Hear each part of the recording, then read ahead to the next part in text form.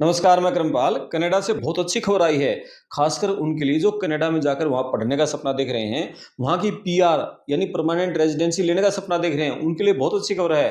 अंग्रेजी का अखबार है द टाइम्स ऑफ इंडिया, उसमें बहुत बड़ी रिपोर्ट पब्लिश हुई है। खबर ये है कि India remains Canada's top source of PR से, यानी जो तमाम पॉलिटिकल टेंशन्स हैं इंडिया और कनाडा के बीच में, जो नई वीजा पॉलिसीज हैं, जो टाइट रूल है, उसके बावजूद कनाडा में पीआर लेने वाले जो विदेशी नागरिक है उनमें इंडियन सबसे आगे हैं। यानी नंबर 1 पर है कनाडा की पीआर लेने में हमारे इंडिया के लोग। लेकिन इस पूरी खबर के बीच में कई ऐसे आंकड़े हैं, कई ऐसे ट्रेंड्स छिपे हुए हैं जिनको समझना हर इंडियन स्टूडेंट्स के लिए, हमारे प्रोफेशनल के लिए बहुत ज्यादा जरूरी है। मतलब ये तो सबको पता ही है, जब से ट्रूडो प्रधानमंत्री पद से हटे हैं और मार्क कार्नी प्रधानमंत्री बने हैं, तभी से जो उनकी सरकार है इमिग्रेशन नियमों को लगातार टाइट करी है और ये दिखाने की कोशिश करे कि ट्रूडो के समय में जो सिस्टम कोलैप्स हो गया था, हमने उस सिस्टम पर कंट्रोल पा लिया। बावजूद इसके इतने बड़े जो नियम हैं, टाइट नियम हैं, जो वीजा में कटौती हो रही है, उसके बावजूद पीआर में हमारे इंडियन का जलवा बरकरार है। तो इस वीडियो में मतलब जो ये रिपोर्ट पब्लिश हुई है, एक एक पहलू का बहुत गहराई से विश्लेषण करेंगे। और आप भी कनाडा में पीआर लेने के इच्छुक हैं, तो जो एक्सपर्ट है ना वहाँ, वो एक्सपर्ट क्या टिप्स दे रहे हैं वो भी आपको पता होना चाहिए, वो आपको फॉलो करने चाहिए, उन पर बात करेंगे। और इस खबर में ये भी बताएंगे कि कनाडा में किन कैटेगरी के लोगों को ज्यादा पीआर मिल रही है, अभी जो पीआर दी है तो किन को ज्यादा दी है। रिपोर्ट ये है कि जो आईआरसीसी ना, immigration refugees and citizenship Canada, उसके आंकड़ों के आधार पर ये पूरी खबर जो लिखी गई है टाइम्स ऑफ इंडिया में, इनमें ये बताया गया है कि जो कनाडा में जो परमानेंट रेजिडेंसी है, जो पीआर लेने वालों में जो इंडियंस की जो हिस्सेदारी है ना, वो सबसे ज्यादा है टोटल हिस्सेदारी। यानी पिछले साल 2025 की बात करें, 98,830 लोगों को कनाडा की पीआर मिली थी। हमारे इंडिया के 98,830 लोगों को नंबर 1 पर थे। दूसरे नंबर पर था फिलीपींस, फिलीपींस के 25,230 लोगों को मिली थी। कैमरून के 22,925 लोगों को मिली थी। और चौथे नंबर पर था चाइना, 21,115 लोगों को वहां की पीआर मिली थी। यानी ये था मामला। लेकिन इस साल 2026 में जनवरी से और अब तक जून तक 44,335 इंडियंस को पीआर मिल गई है। मतलब इंडिया के बाद फिलीपींस दूसरे नंबर पर है। लेकिन हैरानी वाली बात यह होगी, जो कैमरून पहले तीसरे पे था वो चौथे पे चला गया, और चौथे से चाइना वो तीसरे पे आ गया है। कैमरून चौथे नंबर पे है।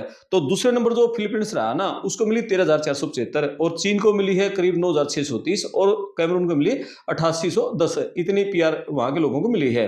2025 और 26 की छमाही के आंकड़े मिला लें तो 1,40,000 इंडियंस को पीआर मिल गई 2025 और जनवरी के ये अपने 6 महीने।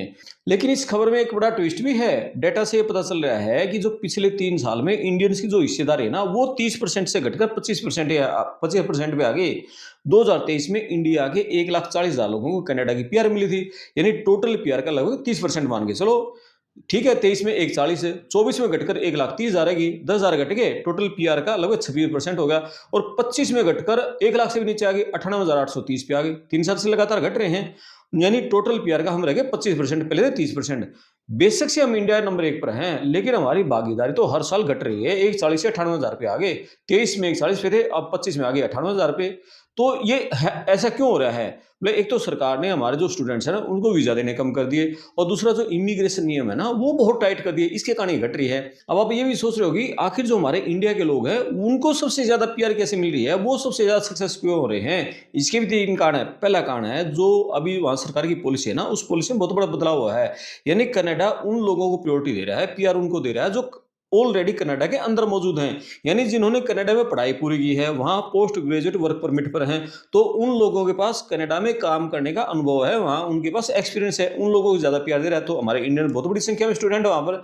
दूसरा कारण यह है कि कनाडा का जो एक्सप्रेस एंट्री सिस्टम है ना, उसमें जो कैटेगरी बेस्ड सिलेक्शन है लागू हुआ है। जैसे आईटी है, जैसे स्टेम कोर्सेज है, science, technology, engineering, mathematics, health care है, उसमें हमारे जो प्रोफेशनल है वो सबसे ज्यादा इस मामले में हैं हमारे, चाहे अमेरिका में चाहे कनाडा में।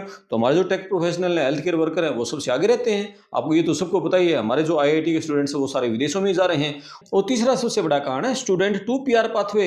यानी बेशक कनाडा ने अभी हाल के दिनों में जो नए इंटरनेशनल स्टूडेंट्स हैं उसके परमिट पर कैप लगा दी, मतलब एक लिमिट तय कर दी। लेकिन जो छात्र 2-3 साल पहले कनाडा में गए थे, वो अपनी पढ़ाई पूरी करके वहां वर्क परमिट पर हैं और फिर पीआर के लिए वो एलिजिबल हो रहे हैं। मतलब रिपोर्ट में एक और खास बात ये कही है, मतलब कनाडा ने अपनी 2026 से जो 2028 की जो इमिग्रेशन लेवल्स योजना है ना, उसके तहत इन 3 साल में हर साल 3,80,000 लोगों को पीआर देने का टारगेट रखा था।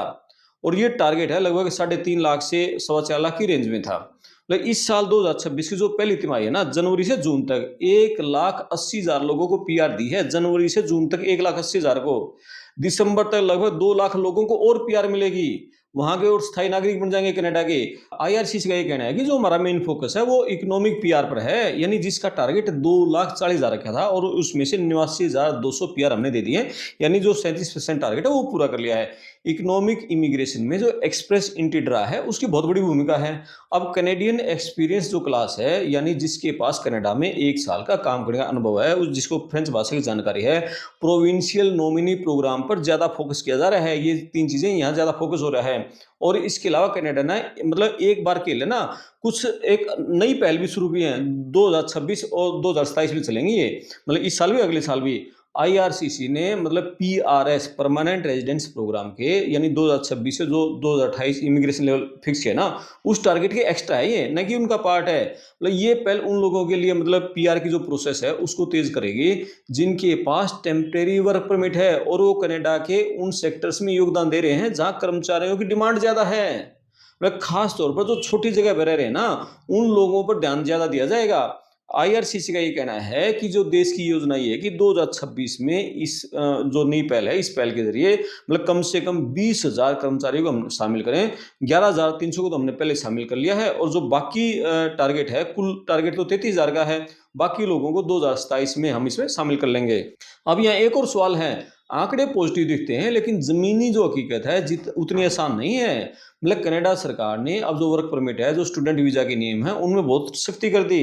बिना मांग वाले जो कोर्सेज हैं, बिना मांग वाले कोर्सेज करने वाले स्टूडेंट्स के लिए जो वर्क परमिट मिलना बहुत मुश्किल हो गया है। कनाडा की जो मार्क कार्नी सरकार है उसने टोटल इमिग्रेशन टारगेट है उस पर कैप यानी कंट्रोल लगाने का फैसला ले लिया, ताकि वहां का जो हाउसिंग सिस्टम है, इंफ्रास्ट्रक्चर है, उस पर दबाव कम हो सके। कंपटीशन में बढ़ोतरी होने लग रही है। मतलब इसी कारण जो सीआरएस यानी कॉम्प्रिहेंसिव रैंकिंग सिस्टम है उसका स्कोर मतलब काफी हाई चला गया है। इसका मतलब ये है कि जिसके पास उच्च योग्यता है, आइल्स का स्कोर अच्छा है, जिसके पास अनुभव है, वही कट ऑफ को क्लियर कर रहे हैं। एक्सपर्ट का ये कहना है कि अगर आप भविष्य में कनाडा की पीआर का प्लान बना रहे हैं तो मतलब आपको ना कुछ विशेष बातों का ध्यान रखना चाहिए। एक तो सही कोर्स का चुनाव करना है, सही कॉलेज का आपको चुनाव करना है। मतलब केवल उन्हीं कॉलेज में और उन्हीं कोर्सेज को आपने सिलेक्शन करना है जो पोस्ट ग्रेजुएशन वर्क परमिट के लिए मतलब एलिजिबल हो। जैसे ये कैलगरी में छात्रों को परेशानी हो रही थी ना, ऐसी परेशानी न हो, यानी जिनकी कनाडा के जो मार्केट में डिमांड हो, ऐसे कोर्स लेने हैं। प्रोविंशियल नॉमिनी प्रोग्राम यानी केवल एक्सप्रेस एंट्री पर निर्भर नहीं रहना, उसके बजाय जो अल्बर्टा है, ओंटारियो है, जो ब्रिटिश कोलंबिया है, इन ये जो स्टेट्स है ना, इनमें जो पीएनपी प्रोग्राम है उसको भी एक्सप्लोर करना है। और जो अपनी स्किल है ना, उस स्किल को डेवलपमेंट करना है। मतलब अपनी जो लैंग्वेज है, इंग्लिश है, फ्रेंच है, जो टेक्निकल स्किल्स है, उस पर विशेष ध्यान देना है। क्योंकि अब जो सिंपल प्रोफाइल के लिए ना पीआर लेना बहुत मुश्किल हो गया, क्योंकि सीआरएसआर स्कोर वो बहुत हाई हो गया। और इंडियंस का सबसे ज्यादा जो पीआर देने का उसका एक बड़ा कारण यही है कि जब कनाडा की अर्थव्यवस्था की चलाने की बात आती है ना, तो हमारे जो इंडिया के जो स्किल्ड प्रोफेशनल हैं, जैसे डॉक्टर हैं, इंजीनियर हैं, जो आईटी एक्सपर्ट हैं, वो सबसे ज्यादा उनकी जरूरत पड़ती है। और इनमें हमारे इंडिया के लोग सबसे ज्यादा रहते हैं, क्योंकि इनकी पढ़ाई में हमारे लोग शुरू से ही हमारे फोकस ही यूथ का ही रहता है। तो कनाडा की जो बढ़ती आबादी है, बूढ़ी होती आबादी है, जो लेबर की वहाँ कमी हो रही है, तो हमारे इंडियन से उसको पूरा करें हैं। हालांकि कनाडा ने जो इमिग्रेशन का लेवल है उसको बहुत टाइट कर दिया है, छात्रों का वीजा बहुत कम कर दिया है, उनको बहुत कंट्रोल करने की कोशिश करी है। उसके बावजूद भी पीआर के लिए हम इंडियन है वो सबसे आगे बढ़े हुए हैं। इमिग्रेशन एक्सपर्ट का ये कहना है ये जो ट्रेंड है ना, ये आगे भी जारी रहेगा। कुल मिलाकर नियमों में सख्ती के बावजूद जो भारत है वो कनाडा का सबसे बड़ा पीआर सोर्स अभी बना हुआ है। योग्य जो उम्मीदवार हैं और जो स्किल्ड प्रोफेशनल इंडियन हैं वो हमेशा मतलब उनके दरवाजे वहाँ के खुले रहेंगे। बस रणनीति आप सही होनी चाहिए, आप अपने काम पे फोकस करो। जो एक्सपर्ट ने बातें बताई हैं, अच्छी आपकी इंग्लिश की स्किल होनी चाहिए, अच्छा आपका स्कोर होना चाहिए, आप पढ़ाई में अच्छे हो तो आपको आपका स्कोर अच्छा होगा तो नेचुरली आपको पीआर मिल जाएगी। तो ये पूरी खबर वहाँ से थी, बहुत अच्छी खबर थी। इंडियंस नंबर 1 पर हैं और इस साल जनवरी से अब तक 6 महीनों में भी 44,000 से ज़्यादा इंडियंस को कनाडा की पीआर मिल चुकी है। तो इस पर आप कमेंट्स करें, वीडियो को शेयर करें, चैनल को सब्सक्राइब करें। मैं आपका दोस्त करमपाल, धन्यवाद।